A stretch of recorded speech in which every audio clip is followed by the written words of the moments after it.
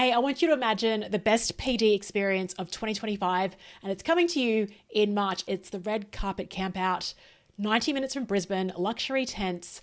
There will be 10 dynamic people who love building connections, building communities, and generously sharing their ideas, and also love having a ton of fun. Are you one of those people? All the details are in the show notes if you'd love to book your tent, or send me a message on LinkedIn if you'd love to know more. Enjoy the episode.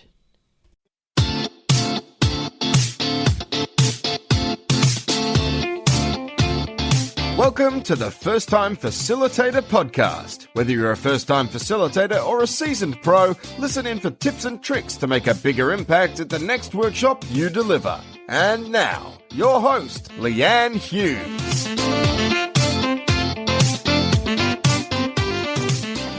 Hi there, it's Leanne Hughes. I'm here to help you design fast, deliver strong without the stress. Hey, I've just jumped off a live stream with Alan Weiss on our 11th Talk the Walk LinkedIn/YouTube live stream. And I just wanted to share it with all of you because I loved this conversation. So our original topic was how to avoid gambling with your career. Obviously, that was an apt topic because I just caught up with Alan Weiss in Las Vegas just maybe over 10 days ago. And I hosted a Las Vegas red carpet experience. Shout out to Hitomi and Laurent. We had the best day together. 2:00 in the afternoon. Did a lot of brainstorming and ideation and making things happen. And then had a little surprise for them at 2:00 when we walked downstairs to the lobby of our hotel and had a stretch limo, had some champagne and did a cruise of the Vegas Strip. That was just awesome. Really great day. And yeah, I want to do more of that stuff. Anyway, Alan and I were talking about avoiding career gambles, and that's how the conversation started. But then we had all these incredible questions and comments come through on the live stream. I just thought it'd be really helpful for you, no matter what stage of your career you're at, whether you own a business or whether you are working internally. I think that a lot of the stuff that we riff on here can relate to anyone at any level. And so, yeah, I got some really good advice too in terms of setting a 2025 strategy and that prompt to think bigger, which is what I help clients with. But when you do it on yourself, it's really difficult. So enjoy the episode. And if you want to join our next live stream, we're on the 27th of November. That's in the US, 28th of November in Australia in the morning. Stream to LinkedIn Live and YouTube. So just connect with myself and you'll find all the details there. Enjoy the episode and send me a note. Let me know what you thought of it. And of course, this is all unedited. I wanted to give you the full live stream experience. Enjoy. Talk the walk with every sip and laugh. Coffee's the fuel, martini's the craft. Conversations swirling in the cool night air. Talk the walk, we're going somewhere. Woo! Hello. I'm going to get the applause music. Where's that? But good morning, Alan. Good evening, Leanne. I love our jingle. Never gets old.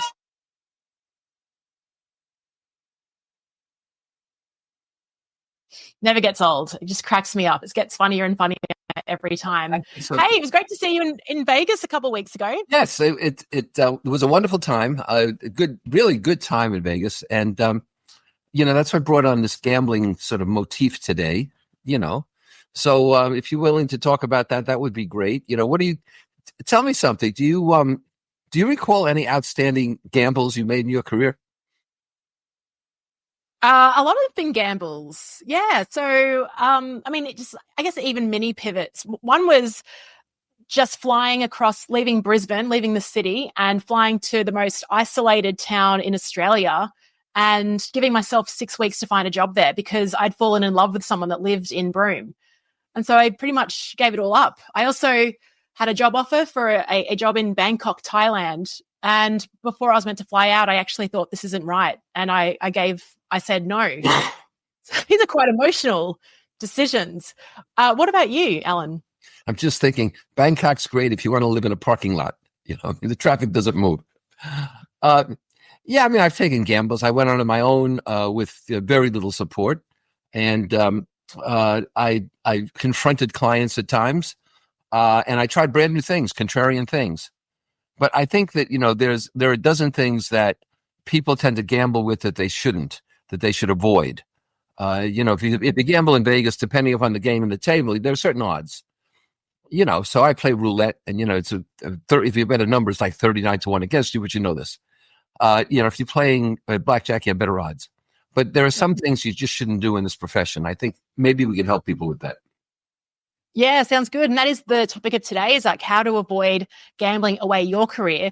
And Alan, a story I've been sharing with a couple of groups since I've been back is the $20 game that I played in Vegas. Have you heard of this? No. It's not blackjack. It's not baccarat. What you do is when you check into your hotel room, I found this out doing some research. You slip a $20 bill in between your ID and your credit card. You hand it over, and it's like some unwritten law. You get a free hotel room upgrade. And I did it, and it worked. Well, good for you. That's very nicely done. Thank you. If you put a 50 in there, you might have been able to get a room with Hugh Jackman or something. Oh, I didn't think about that. I should have really upped the odds. So if you're joining us here live, let us know where you're joining us from, and have you potentially had a career gamble, and what does a career gamble look like for you? Now, Alan, you briefly shared, we shared some of the gambles we've made. What other sort of pivot highlights in your career? Is there anything else, like when you were working? Because I know that you got fired from your job, and that led to what you do today. So that was a good gamble. Yeah, it was. But, I could have gone and looked for employment in a consulting firm or gone back to private industry. But I thought, really, when you think you have no choice, the gamble isn't as bad. But, I think Leanne, that there are smaller things that represent gambles that people are not aware of or don't pay enough attention to. For example, overhead kills this profession. And the gamble is taking on employees or even taking on virtual assistants. I mean, there's nothing wrong with outsourcing things to an accounting firm or to a technical firm, but somebody who's doing something for you 3 hours a day or 5 hours a week, unless you've got over a $5 million solo consultancy, you just don't need it. It's an ego thing. And that's a gamble. Another example is that you're betting the clients will meet their requirements like you will. And what you have to understand is that clients often won't meet their requirements, sometimes because they're slothful, but sometimes because something's come up. So, you can't bet everything that on Thursday, at 3:00, you're going to launch something, or that a room's going to be filled with the right people. I mean, we both showed up and the other people we were expecting didn't. Yeah, that's right. And I've even got it just talking about, and I shouldn't say slothful clients because this isn't even my story, but it's a friend of a friend who he's been paid a deposit for a big project, and he's like trying to start this project off, and they're just ghosting him, and they've already paid 50%. So, I mean, it's kind of like he just wants to obviously do the work and kick it off, but he's not getting that. Now, we've got Dee, who we saw in Vegas a couple of weeks ago. Dee shared, I gambled by leaving a perfectly miserable job to become an auctioneer, cold turkey. Do you hear these stories often, Alan, of people sort of, that's a 180 pivot, right? Leaving a job to become an auctioneer, it's something pretty exciting. What kind of return do you get when you see people taking dramatic gambles like Dee did? Well, I think taking the dramatic turn is one thing, because a lot of people are scared of that level of change. But I think the other aspect of that is that you have to commit yourself in terms of accountability and in terms of your discipline. A lot of people try to turn a hobby into a career. You can't do that. A lot of people think that they're going to sit by the phone or by the computer and they're going to get Zoom calls or phone calls. That ain't going to happen either. So if you make a kind of pivot like that, you need to prepare yourself for the marketing. And what I find is I coach people all over the world is that nobody really is skilled in marketing by going through school. You get skilled in marketing after you're out of school. Yeah, absolutely. And I think I actually remember during our first conversation, that was a big turning point for me. Was you're saying we're all in the business of marketing, like we're not in the business of consulting. And ever since then, Alan, I've definitely just shifted the identity. I'm like a marketer first, and everything else is sort of supplementary to that. Yeah. And it's been a powerful reframe. Dan shared here, great to have you here, Dan. Everything I contribute in an organization is a bet, an experiment that I can learn from. It's almost impossible to learn the same thing prior to engaging in an unfamiliar context. And it seems now, Alan, everyone's talking about VUCA. You talk about the new normal. Everything is uncertain. Yeah, I talk about the new normal. So basically everything we do is a gamble, right? Is that the right mindset to have? Well, I think, nothing is fixed except those things that are very safe and conservative. And you don't make a lot of headway that way. So, if you want to be safe and conservative, fine, but you've got to take, controlled gambling. You might say it prudent risk to get ahead. What Dan's point here is interesting because we are paid to help a client, and in so doing, we should learn. And when we learn, it makes us more valuable for the next client. We get a higher fee. We learn still more. And that is the progression that we need to take, not a cookie cutter approach with each client. Yeah, and I think he mentioned in having an iterative approach in his second comment there. And I think what you've just outlined is the difference between, it is kind of what it's a fine line, a bold career move and a gamble. And you talked about a prudent risk. What are some ways, getting fired, you had no control over that, right? That's something that happened to you and then you had to assess the next steps. When I've made internal career moves, I guess I've reduced the risk a lot by just sampling what would that role look like and taking on sort of extracurricular things in my day job to understand, do I actually like this? Am I good at it? Do I get energy from it? And then I take the leap. Well, another way to reduce the risk, in addition to that, is not to catastrophize consequences. It's not the end of the world. You're not going to starve. They're not going to throw you in debtor's prison. And consequently, you need to see this as the real gamble it is, and not something that's, off the cliff, bet the family farm. It's seldom like that. And, in fact, one of the things I think is a gamble that people take that they don't realize is they believe what they're told. And so you go into a client and somebody says, what's the boss? He's a boom, boom, boom. And so now you sit and you say, okay, how can I fix this guy? Well, if the boss is smart enough to have hired you, maybe it's not the boss. And you get this, what I call schoolyard gossip building up. And you fall prey to it. And that's a big gamble. What you need is empirical evidence and observed behavior, or you're just listening to what people tell you, which often isn't near the truth. Yeah. And then you create an echo chamber and you just, and I think, many consultants we talked about marketing earlier, they just market like everyone else and they see what other people are doing and kind of mimic them, but it's just creating a sea of vanilla as opposed to then thinking about actually what is my uniqueness? What do I really want to do? How can I add unique value? We've got Joel here. Hey, Alan, big fan. If you have two revenue streams, a profitable one that's less fun and stable and a new one that's growing not as profitable yet, but very fun, when do you know you need to go all in on the second one? Well, you have some choices here, Joel. I mean, one is, keep this in mind. We need to pursue what we love doing that can make us money, right? And so somebody told me once that at a big meeting I was holding, I figured you out. I said, well, really, let me in on it. And they said, you do what you love doing and you get paid for it. I said, oh, God, that's really clever. How did you ever suspect that, right? You must be a psychiatrist. So you have to decide, Joe, can you make the thing that's going to make you more money something you're passionate about and love?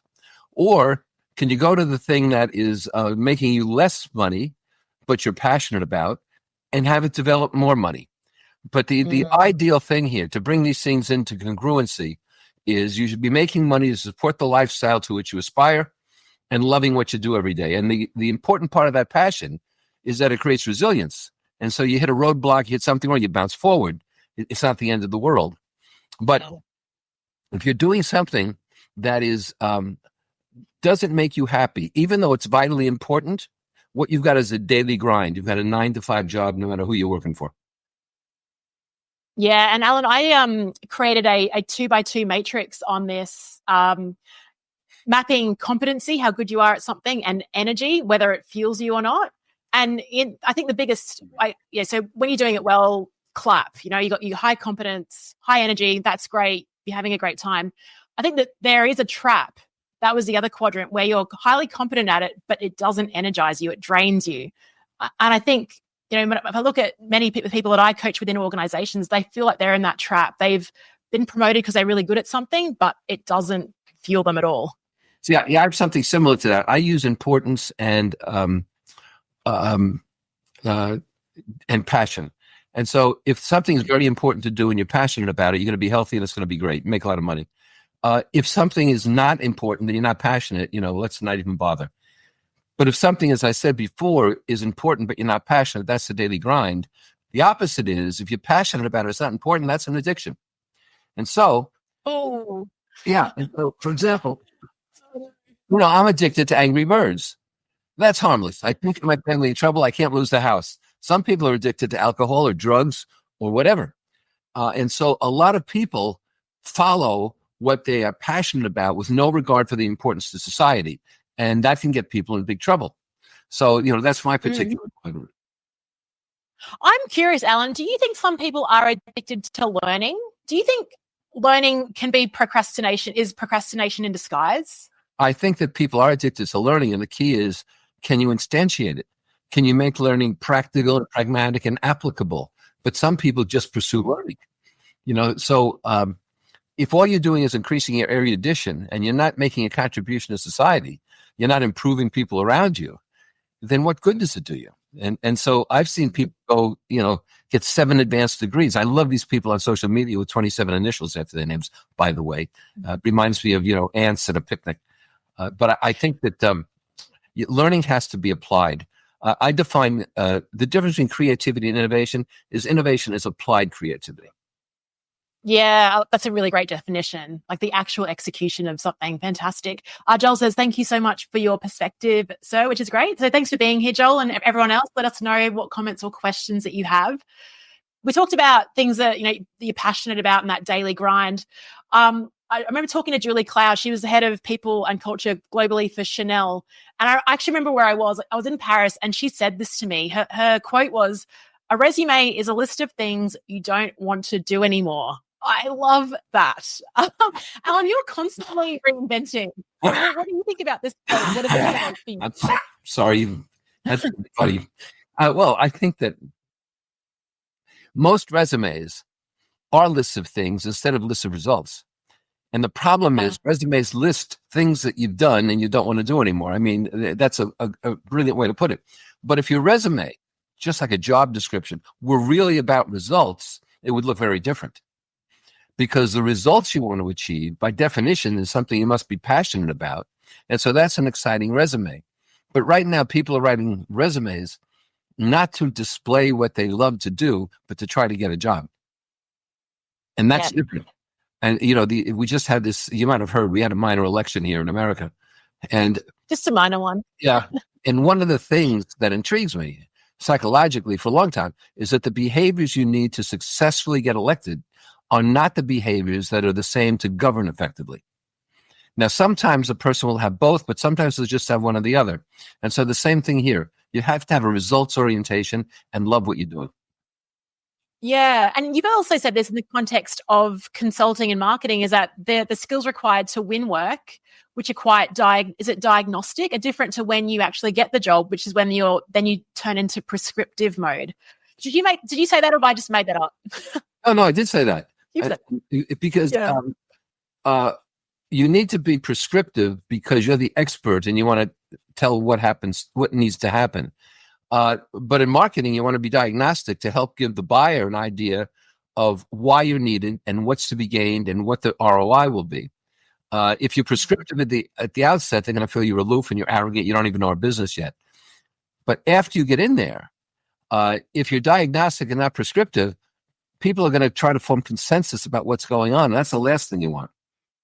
Yeah, exactly. And that can really sort of extend projects and well, you lose momentum as well. I've got a question for you. Alan, you do a lot of things outside of what you directly do as a consultant and as a coach and a thought leader, author, all of the things. Like, you have your hobby trains, you love to go to Broadway shows. And I was working with a group of just dynamic leaders yesterday. We were talking about career ownership. And I shared this quote. And now these women are their horsepower of this business. They are super high achievers. And I shared this quote: work harder on yourself than you do on your job. And we had a really great conversation around it, because a lot of the time it's like, well, I'm doing everything about the job, but they're not thinking about external networks. They're not thinking around other ways to upskill. What do you say to that? Well, I know Jim Rohn. I'm not quite sure what he means by this, but I'll tell you this. The question I ask high achievers is, who do you want to be next year? And 9 times out of 10, the person will tell me what they want to be doing. And I'll have to say, it's not what I asked you. Who do you want to be? And then they have to really stop and think. And I think that's the key question for entrepreneurs and high achievers and people with a lot of motive power and so forth. They have to say, who do I want to be in a year? If you own a business, you could say, what do I want my company to be? But that's strategy. For yourself, Yeah. Who do you want to be? How do you want people to regard you? What are your contributions? And what you do has to support that, not the other way around. So if that's what Jim means by this, then I'm all for it. So how would I answer that? Like if I'm thinking a year out, would I say I want to be the author of a second book? I want to be a prolific keynote speaker. Is that how I would answer that question, Alan? No, I think you're thinking too small there. I think those are tasks. Oh, Those are tasks. I think what you want to say to yourself is, I want to be the recognized expert or icon or leader in leadership development for turbulent times. I want to be the go-to woman for people who are looking to lead with hybrid and diverse workforces. So I think you have to think in those dimensions. Yeah, I think I've been doing it wrong this whole time, but I love that. That's great. As I look to 2025, what you said is too easy on yourself. I mean, you could write a book, you become a keynote speaker. That's not difficult. This is why we have people like you around, just to snap us out of that. See, I want to be someone who helps people like Leanne. See, that's who I am. Oh, look, you've been doing that the last 5 years, so yeah, you can think bigger, Alan. We got Rodrigo here. Hey, great to see you, Rodrigo. You're based in London. Rodrigo asks, how do you keep yourself relevant and one step ahead of your clients? Well, Rodrigo, good to see you. We got a worldwide audience here. I love that. You don't want to keep yourself one step ahead of your clients. You want to keep yourself about 12 or 14 steps ahead of your clients. You want to be so unique and so special that they can't compare you to anyone else, that you're not a commodity. So first of all, I'd say, think a little bigger than that. The second thing I'd say to you is this. What is today? I guess on Monday, I'm doing something on contrarianism. I'm doing a Zoom workshop on contrarianism. And the thing about being contrarian is that you have to look at things completely differently. And so you have to look at what's going on and think of a completely different way to do it. People were content with taxis until Uber came along. It doesn't have to be brand new. We always had airplanes, we always had mail, but Fred Smith said, we'll get it there the next day with FedEx by delivering it through Memphis. We're going to have a hub in Memphis. So you have to look at things that differently. And the metric is a client or a prospect says to you, my God, we've never looked at it that way. Then you're in. Fees don't matter. You're in. Yeah. And so that's how you keep yourself relevant. And to do that, you got to be widely read. I'm seeing a lot of people say, I'm on a news diet. I'm not going to listen to the news anymore. I've got news for you. And that, unless you know what your clients and prospects are talking about, you're irrelevant. You need to know what they're reading, what they're hearing, what they're thinking. And then you can be conversant enough to influence them. I love that. That's like the ultimate soundbite. If you're not a news diet, I have news for you. I love that. That made me laugh. Yeah, definitely. Yeah, absolutely about staying relevant. And I love that you're actually telling us it's not about being one step ahead. You've got to be 14 or 15 feet ahead. Yeah, that's freaking awesome. Joel says, it's taking the time to write a book related to your career expertise a gamble, in your opinion? I would say no, but I'd love to hear your thoughts. How would you frame writing a book? How to go about it while consulting in parallel? Well, I've written 50-something books. If you throw in the newer editions and the 50 languages, there's 70-something. I advise everyone to write books, plural. Get your IP out there. Nobody's going to steal it. Nobody can do it as well as you can. Get your IP out there. And I would say to you, it's not a gamble to write a book at all, but get a commercially published book. So an ebook is fine and booklets are fine. But if a major book, you want a commercially published book, it's not a gamble. And you want it with a publisher. So you write a book proposal. So you'll know whether an agent or a publisher will take it. A third party will invest in you and give you credibility. And there are processes to write a book. I run something called a book sprint.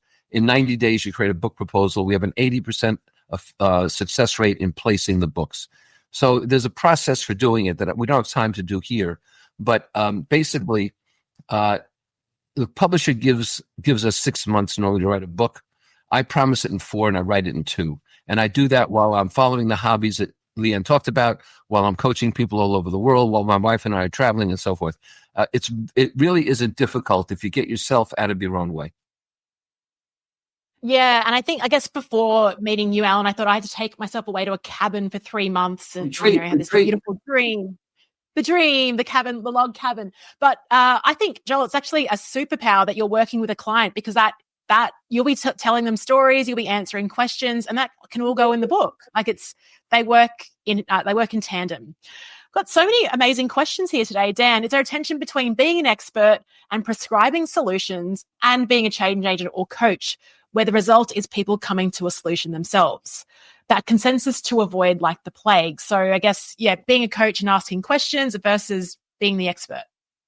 I had to read this twice. This is a very, very good question, and there's an intricacy here. If you're an expert in prescribing solutions, you're not coaching, you're consulting.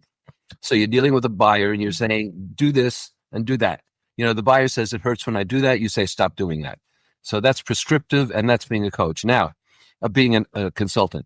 Now, when you're being a coach and you want somebody to be able to do things themselves, and this is the old fish versus fishing for them, right? Teach them to fish. Yeah. The difference is that you have to teach them the process.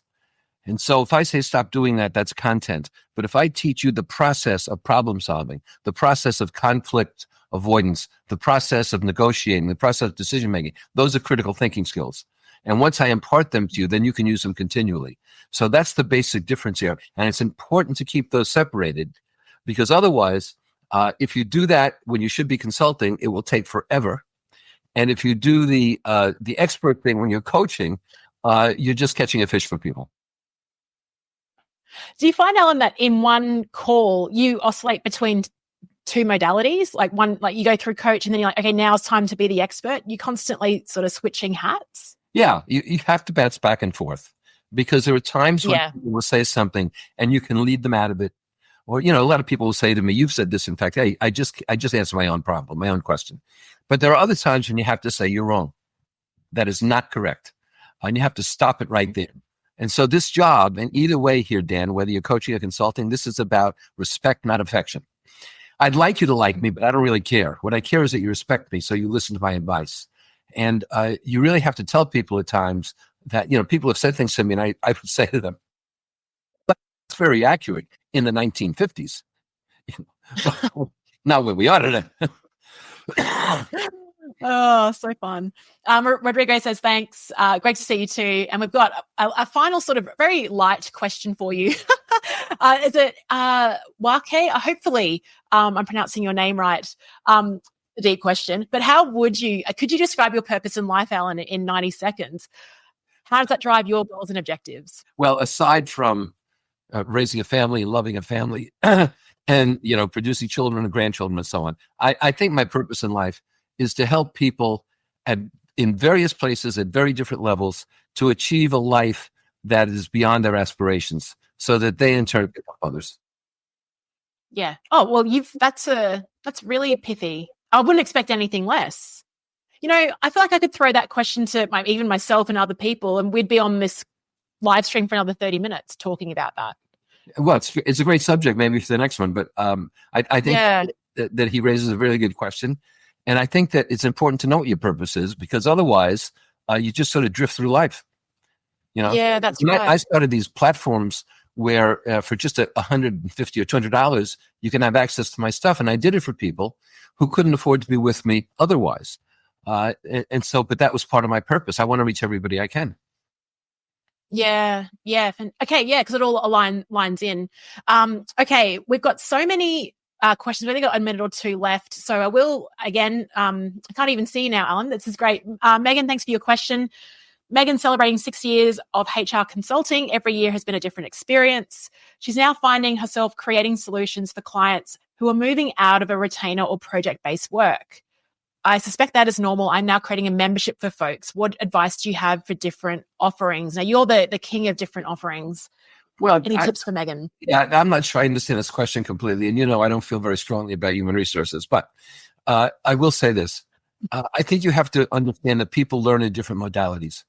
Some people learn experientially. Some people learn audibly. Some people learn visually. Some people learn kinesthetically. And so I think what you have to do is make sure that your offerings are in as many different modalities as possible to make it as easy as possible for people to learn. One of our problems with school systems, whether you're in Australia, the UK, or here, is that they're 200 years old and they don't make it easy to learn. They insist that people conform. We warehouse kids. You have to make it easy for people to learn. So if you can do that, people will flock to you. Yeah. One of the things I've been doing that's been really effective with learning is creating private podcasts. So these are, they can listen on the go. And it's as opposed to sitting down and watching a video, and it's had a really good response. So just meeting people where they're at. I think it's good to think about all those different modalities. We've got so many more questions, but we're going to have to, like, the point of Talk the Walk is keeping it short, snappy, enjoying your martini, enjoying my coffee. So we'd love you to come along to our next live stream. It's on the 27th of November, 4 p.m. Eastern Time. In Australia, the 28th, 7 a.m. Eastern Time. Alan, how do you think we went today? I had a great time. I thought this was a very exciting discussion. I thought we got great questions. And, maybe we have something here. Who knows? Yeah. Well, thank you so much for joining us. We'll see you on the next live stream. Until next time, keep talking the walk. Thanks, Alan. Thank you, everyone.